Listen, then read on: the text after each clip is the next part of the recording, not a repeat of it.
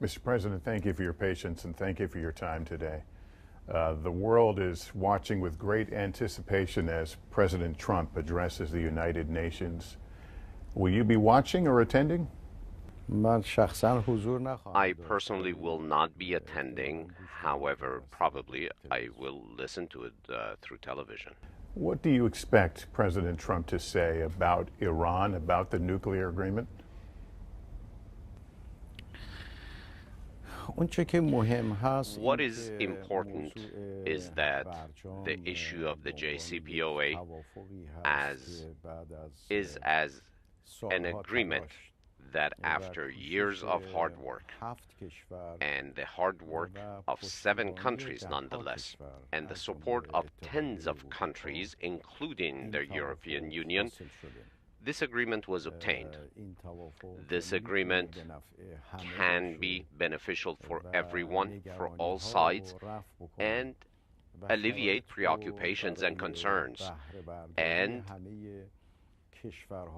pave the way and create the conditions for all countries and all nations to benefit from commercial and economic, scientific, as well as cultural relationships between countries.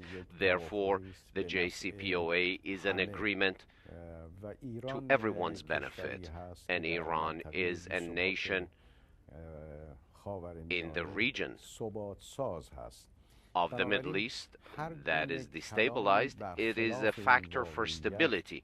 So any words against this reality cannot be helpful for the region or for international relations. I do hope that all of those whom speak from the podium of the United Nations would be mindful of speaking in a way, in a fashion that would benefit nations and the entire world. What do you expect President Trump to say about Iran, about the nuclear agreement? What is important is that the issue of the JCPOA is as an agreement that after years of hard work, and the hard work of 7 countries nonetheless, and the support of tens of countries, including the European Union, this agreement was obtained. This agreement can be beneficial for everyone, for all sides, and alleviate preoccupations and concerns, and pave the way and create the conditions for all countries and all nations to benefit from commercial and economic, scientific, as well as cultural relationships between countries. Therefore, the JCPOA is an agreement to everyone's benefit, and Iran is a nation in the region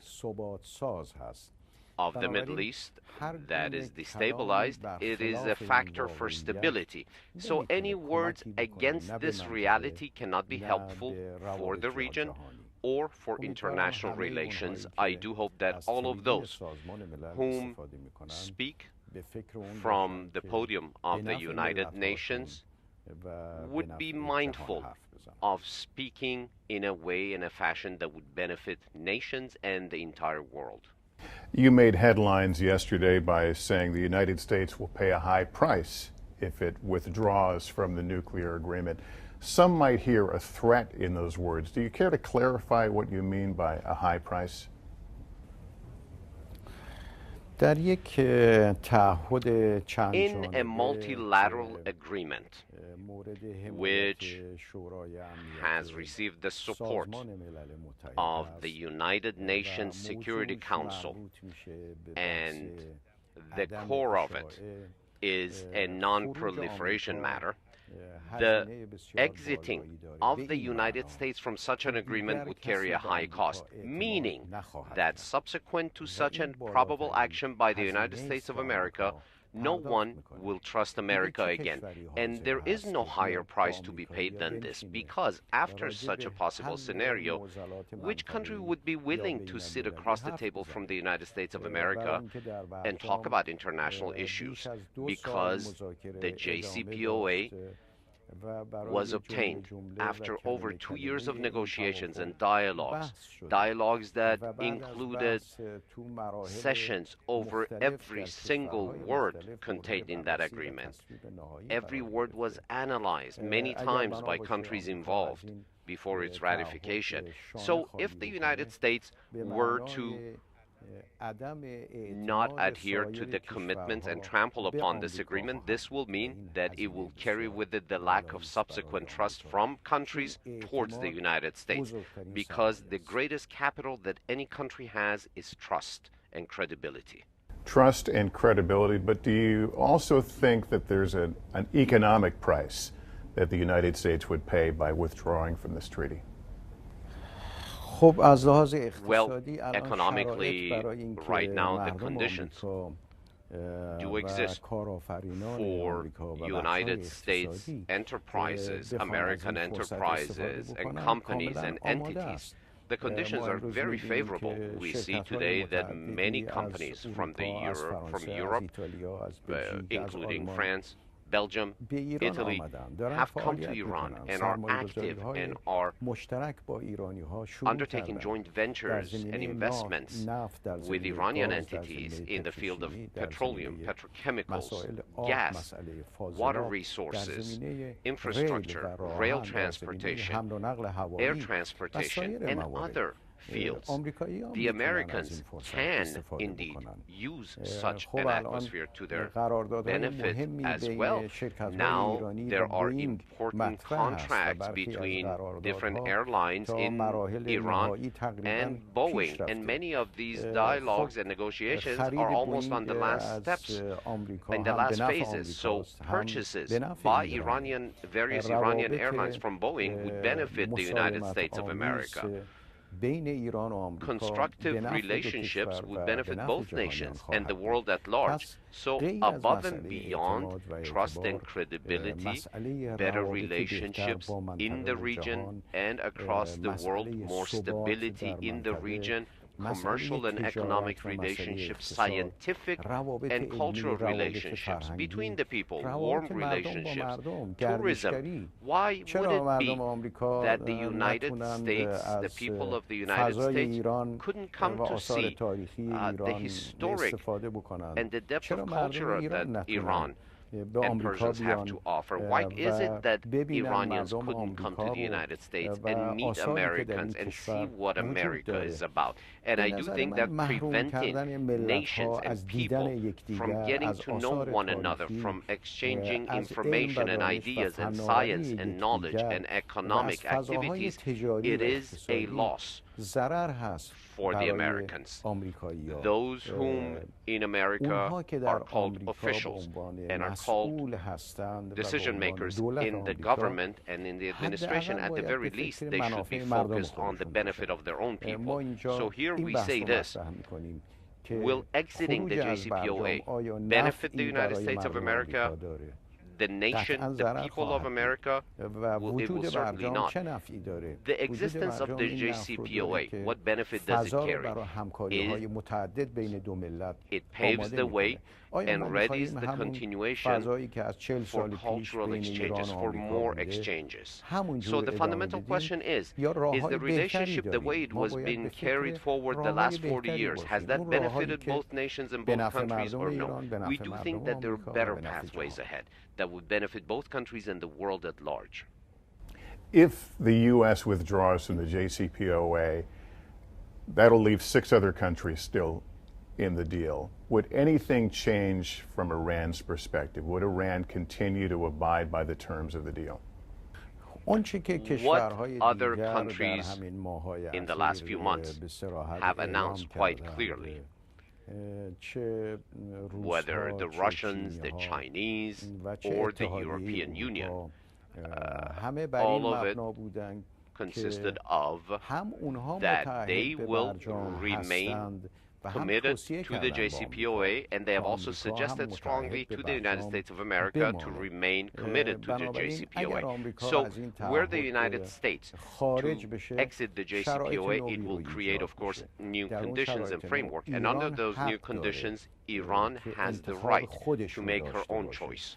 because the commitments of Iran under those previous conditions would no longer exist, because they were based on the participation of 7 countries, and the UN Security Council approved it. If one country, one party to this agreement were to exit, then various options would be at the disposal of Iran, and according to her own best interest, Iran would be free to make a choice of one of the many available options. So Iran would be able to make choices if the U.S. withdrew. Would that include resuming some of the nuclear activities that are currently prohibited? Always one of the options and choices where one of our counterparts not to remain in the current framework would be to go back to previous activities. This is one option, and that's not difficult. We can easily go back to previous conditions if counterparts were to not live up to their commitments. But you do know fairly well that Iran will not be the initiator of this return to that path. And the institution that must pass judgment based on facts whether Iran has remained faithful and committed to her part of the bargain has done so over and over again. The IAEA has done so many times that Iran has lived up to her commitments. From a viewpoint of credibility, of character, it is very important for us, because many of the accusations, of the unjust accusations that were being levied against Iran for a long time, have now been alleviated due to this reporting. To be clear, when you say resume activities, you're speaking about peaceful activities. You're not talking about a weapons program. Certainly, what I mean is return to peaceful activities only. Clearly, unequivocally, we were members of the Non-Proliferation Treaty, signatories to it. We did not and do not intend to leave it, and we were members of the safeguards, and even under the current conditions that were implementing the JCPOA framework, we are also adhering to additional protocols. So we will never go towards production of nuclear weapons, just as in the past we never intended to go towards that path, nor did we ever. It has always been peaceful. You mentioned that American trust is on the line here, depending on what the United States does, but the U.S. obviously has trust issues with Iran. They single out the ballistic missile launches as working against the spirit of the agreement. How far does Iran have to go? How does it prove that it's trustworthy in this deal? This expression by the Americans is not correct, because if you do look at and return to what our dialogue with the Americans consisted of during the month leading up to the JCPOA, we said again and again that we will never open the topic to discussion of our defensive missile capabilities. So the spirit and the letter of the JCPOA consists of that it will not and it does not pertain to the defensive capabilities and the legitimate defensive needs of a country. We live in a very sensitive region. Iran has lived through 8 years of an unjust imposed war initiated by Saddam Hussein. Iran has been the victim of terrorism through many years for a long period of time. So, in order to safeguard our nation and our people, we do need defensive capabilities. Those missile capabilities constitute a part of our defensive capacity. During 8 years of an imposed war, our people lived under the constant threat of Saddam Hussein's missiles. And during that time, we could not respond in kind to those missiles. And through the production of our own missiles, finally, we were able to respond in kind to Saddam's aggression. And it was at that time that Saddam Hussein ceased firing missiles upon our cities. So missiles have been carved into the collective national memory of our people who were the victims of this aggression, and they're quite sensitive to it. And during the negotiations, with the aim of reaching the JCPOA, we said it again and again to our counterparts, in particular to the United States of America as well, that the defensive capabilities will never be a topic of negotiation. The Trump administration representatives, the president in New York, and they are putting Iran essentially in the same basket as North Korea, portraying both countries as a threat to stability and peace and calling on the world to act. How do you feel when you hear Iran and North Korea spoken about in the same breath? Well, it is very incorrect to say such a thing, because North Korea today is not a signatory to the Non-Proliferation Treaty. North Korea has not allowed the inspectors of the IAEA to enter its territory. North Korea has said in a very straightforward manner that I seek nuclear weapons. It tests nuclear weapons. There is nothing hidden in North Korea. North Korea is a country whom today is in the nuclear club, and it does have nuclear weapons. Iran is completely the opposite point. From the very beginning, from the inception, was a signatory and a member to the NPT, a member to the safeguards.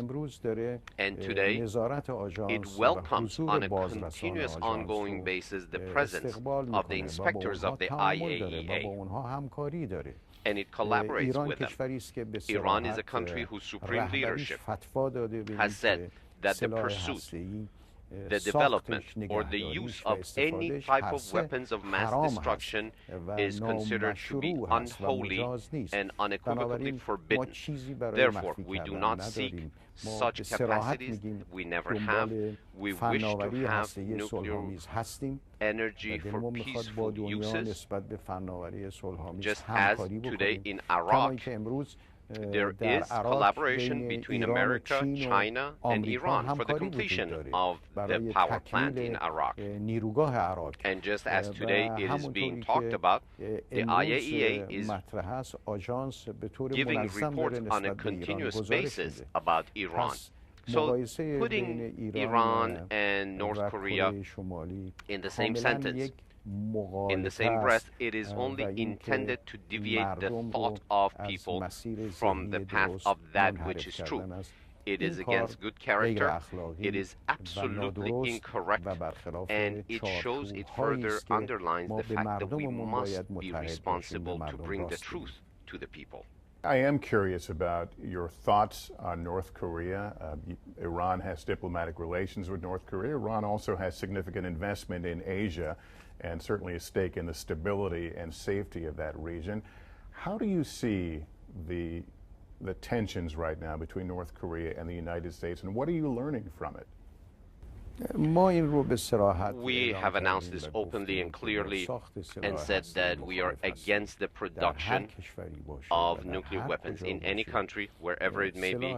Nuclear weapons will never benefit international security.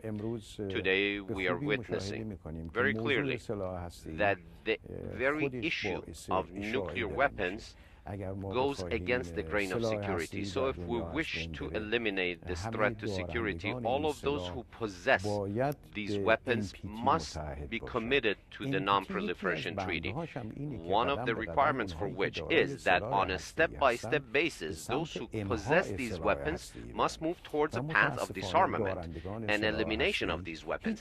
And not many of them have never adhered to those requirements and merely voiced concerns to other countries that they should disarm.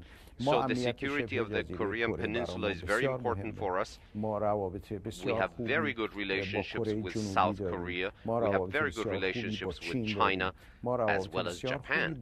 So any tension in that region in the Far East is against our benefits, and we invite everyone continuously to patience and invite them to address and resolve problems through diplomacy and dialogue, because under these conditions, continuing these tensions can be extremely dangerous. Mr. President, our President Trump was elected on a theme of America First. You're watching him now making his first speech to the United Nations. What is your view so far, early into this administration, of this presidency and its foreign policy doctrine? Well, the presidency in the United States is an internal American matter. It is for the American people, of course, to decide on whom the president is going to be, and they should be the judge in order to criticize and recognize or not recognize the policies or the implementations of any president or presidency.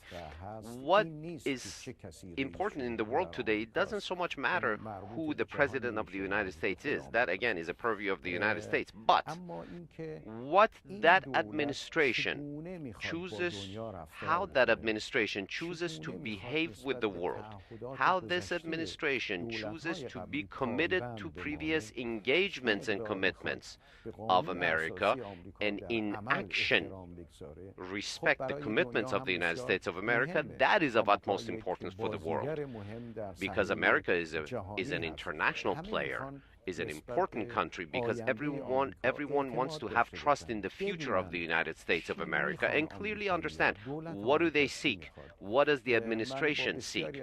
With many world leaders during this time that you mentioned, I have met with them, I have spoken with them, and all of them see the future of America as somewhat ambiguous. The decisions taken by Mr. Trump are not very clear. What will he do tomorrow? What will he do next month? And this can be against the benefit of the United States, because all of those who wish to establish or deepen strategic, commercial, economic relationships with the United States of America is dependent upon their level of trust on the continuity of the path chosen by the United States of America and the government in the administration at that time. Would you sit down and have a conversation with President Trump? Do you think that would be helpful? Thus far, since the Islamic Revolution, we've never had direct bilateral meetings between presidents of the Islamic Republic of Iran and the United States of America. In the previous administration, perhaps the atmosphere, the proper atmosphere was being prepared for such a potential dialogue. However, the tone and the various positions taken by Mr. Trump thus far has defeated the possibility, unless we see in the future and we witness a change in the positions of the United States of America, when the United States government very transparently speaks of an aim of regime change in Iran, talking in a bilateral fashion becomes very meaningless. And when they speak with lack of clarity about their intentions, it really is privy of any meeting, and it's useless. So any dialogue and any meeting would be with the aim of coming out of such a meeting or gathering with more beneficial conditions for the two sides. And under the current atmosphere, in the current atmosphere, I do not see the current requirements for such a meeting. I want to ask you about a UN working group this week has condemned Iranian imprisonment of Iranian Americans, a father and son, the Namazis. I understand, like our country, there's a separation of powers. So let me ask you this way. What resolution do you think you would like to see in these cases? Well, you see, Iranians are imprisoned in the United States of America. And, of course, most importantly, we wish for their freedom to be realized ever quicker and for them to return home. And in Iran, perhaps there may be prisoners whose relatives and families would wish to have them back in their homes and in their embrace. However, the ones that you name, according to Iran and Iranian law, they are not Americans, they're Iranians. Because you do know certainly that under our laws, dual citizenships are not accepted. So if someone is an Iranian citizen, even though he or she may have a secondary citizenship, from our laws, from our purview, he or she is Iranian. So according to my own like and taste, of course I am very keen on helping Iranians, whether those who are conducting free enterprise, those who may have challenges and problems, or those who may be tangled up in the courts or maybe imprisoned. However, in Iran, the judiciary is an independent branch, and it would be a tragedy if that branch were not independent. It benefits all sides to have an independent judiciary, because no one can allow themselves to issue a command to the presiding judge. It is the judge who will pass judgment according to the framework of that country's laws. Therefore, our executive branch is not able, nor should it be able, to interfere in the judiciary. But I can oversee, as the president, an adherence to the framework of the laws according to the Constitution. The accused must have access to legal counsel, be able to mount a proper defense. The conditions of the prison must be acceptable.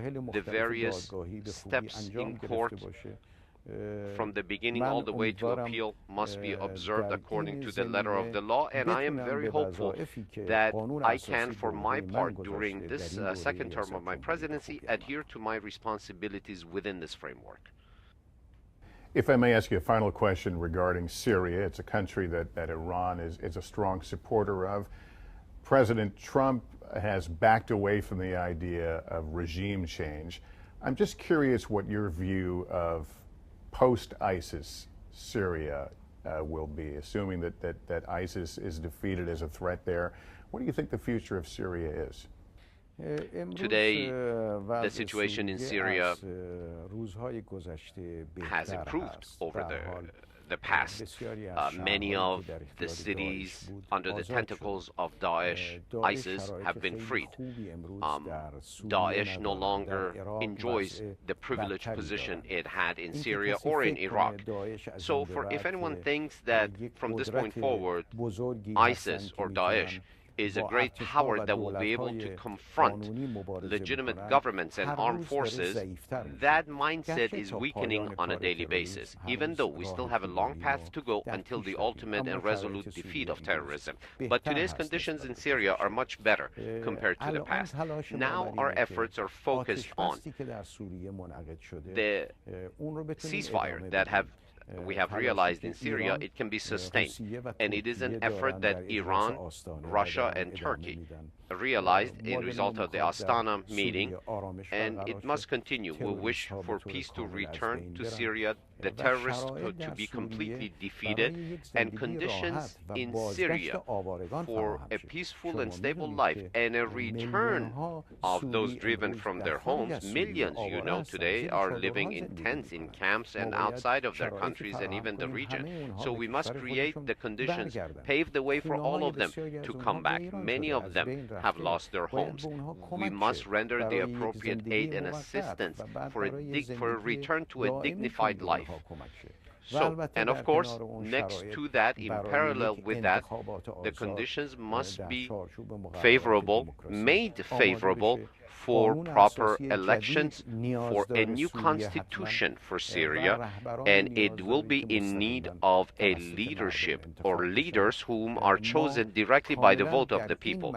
And on this path and with these objectives, we will continue to fully support the people of Syria. And at the end of the day, it will be the people of Syria whom will be responsible for the future of their nation, for the future constitution, and a future leadership and government structure of their country.